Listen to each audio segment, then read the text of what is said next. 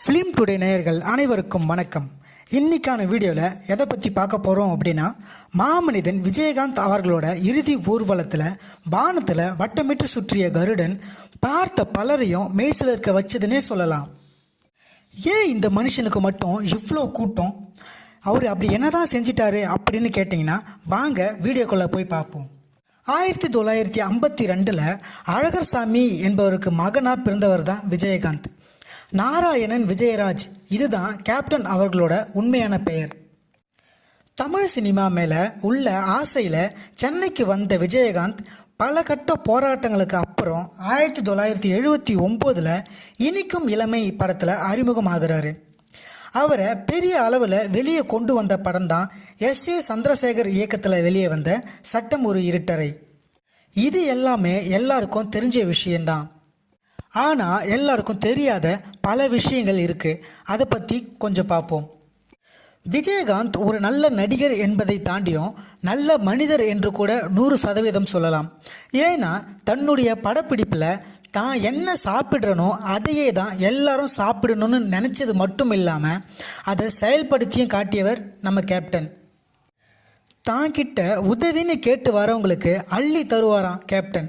ஆனால் சிலர் அவர்கிட்ட எப்படி உதவி கேட்குறதுன்னு தெரியாமல் தயங்கி நிற்பார்களாம். அவங்களையும் பக்கத்தில் கூப்பிட்டு அவங்களோட சீட்டாடி தோப்பது போல் நடித்து அவங்களே காசை சம்பாதிக்கிறது மாதிரி செய்வாராம் நம்ம கேப்டன். இன்னைக்கு தமிழ் சினிமாவில் தளபதினு ரசிகர்களிடம் கொண்டாடப்படும் விஜய் கரியரில் ஒரு ஏணியாக இருந்தவர் தான் நம்ம விஜயகாந்த். விஜயின் நாளைய தீர்ப்பு படம் படு தோல்வி அடைய அடுத்து நடிக்க வச்சா ஒரு பெரிய ஆக்டர் கூட நடிக்க வைக்கணும்னு முடிவு பண்ண அவங்க அப்பா S.A. சந்திரசேகர் அப்போது பீக்கில் இருந்த விஜயகாந்த் அவர்கிட்ட ஹெல்ப் கேட்குறாரு.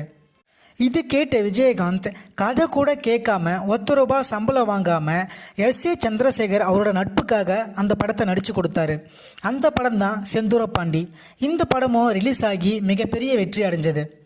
மதுரையில் நடக்கிற கலை நிகழ்ச்சிக்கு சினிமா துறையில் நடிகர்கள் ரயிலில் போனப்போ யாருக்கும் சாப்பாடு இல்லைன்னு தெரிய வந்தது. அப்போது நடுராத்திரி ரயிலை நிறுத்தி எல்லாருக்கும் சாப்பாடு அரேஞ்ச் பண்ணி சாப்பிட வச்சாராம். இதை நடிகர் சூர்யா ஒரு மேடையில் சொல்லியிருப்பார். காஸ்டியூம் டிசைனர் ஒருவர் தங்களுடைய யூனியன் பில்டிங் கட்ட ஒரு பெரிய தொகை தேவைப்படுது என்று கேப்டன் கிட்ட உதவி கேட்டாராம். இன்னும் எவ்வளோ தேவைப்படுதுன்னு கேப்டன் கேட்க கணக்கு புக்கை அவரோட கையில் கொடுத்தாராம் அந்த காஸ்டியூம் டிசைனர். அந்த புக்கை வாங்கி புரட்டி பார்த்த விஜயகாந்த் கொஞ்ச நேரம் யோசித்து மொத்த பணத்தையும் அவரே கொடுக்குறேன்னு கொடுத்தாராம். இது மட்டும் இல்லாமல் நடிகர் சங்கம் கட்டடத்தில் ஆரம்பித்து மக்களுக்கு பலதரப்பட்ட உதவி அப்படின்னு பல உதவிகளை செஞ்சுருக்காரு. அதனால தான் அந்த மனுஷனை மாமனிதன்னு சொல்லி இப்போ வரைக்கும் கொண்டாடிட்டு இருக்கோம். இப்படி பல பேரின் ஆசையை நிறைவேற்றி வச்ச அவருக்கும் நிறைவேறாத ஆசை ஒன்று இருக்குது அப்படின்னு ஒரு தகவல் வெளியாயிருக்கு. அதாவது விஜயகாந்த் அவர்கள் பூந்தமல்லி அருகில் காட்டுப்பாக்கம் அட்கோ நகர் பகுதியில் வீடு கட்டணும்னு ஆசைப்பட்டு அதுக்காக 20,000 சதுர அடி வாங்கி பூஜையும் போட்டாராம். பிறகு பொருளாதார இடையூறு வந்ததால் அப்படியே கிடப்புல போட்டுட்டாராம். அங்கே வீடு கட்டி குடும்பத்தோடு இருக்கணும்னு ஆசைப்பட்ட விஜயகாந்த் தன்னுடைய ஆசை நிறைவேறாமலே நம்ம விட்டு போயிட்டாரு. இந்த செய்தியை கேள்விப்பட்ட ரசிகர்கள் மிகவும் மன உளைச்சலுக்கு ஆளானதாகவே சொல்லலாம். கருப்பு தங்கம், கருப்பு எம்ஜிஆர்னு அழைக்கப்படுற விஜயகாந்த் நம்ம விட்டு போய் இன்னையோட 1 வருஷம் ஆகுது. இன்றைக்கி அவரோட நினைவு நாளுக்காக குரு பூஜை நடத்த போலீஸ்கிட்ட பர்மிஷன் கேட்டிருக்காங்க. ஆனால் போலீஸ் பர்மிஷன் தர மறுத்துட்டாங்க. ஆனாலும் குரு பூஜை 3 மணி நேரம் நடந்தது. அதில் விஜயகாந்த் உருவ சிலை ஊர்வலமாக அழைத்து செல்லப்பட்டுச்சு பல்லாயிரக்கணக்கான மக்களுக்கு நடுவில். கேப்டன் அவர்கள் இருந்தும் வாழ்ந்தார், இருந்தும் மக்கள் மனசில் வாழ்ந்துட்டுருக்காரு. அந்த மனுஷன் செஞ்ச புண்ணியந்தான் அவரோட இறுதி ஊர்வலத்தில் மக்களை தாண்டியும் கருட பகவானை அஞ்சலி செலுத்தியிருக்காரு.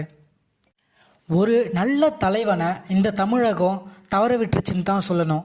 இதை பற்றின உங்களோட கருத்து என்னென்னு கமெண்ட் பாக்ஸில் பதிவு பண்ணுங்கள். ஃபிலிம் டுடே சேனலை சப்ஸ்கிரைப் பண்ணுங்கள். மீண்டும் அடுத்த வீடியோவில் சந்திப்போம். நன்றி.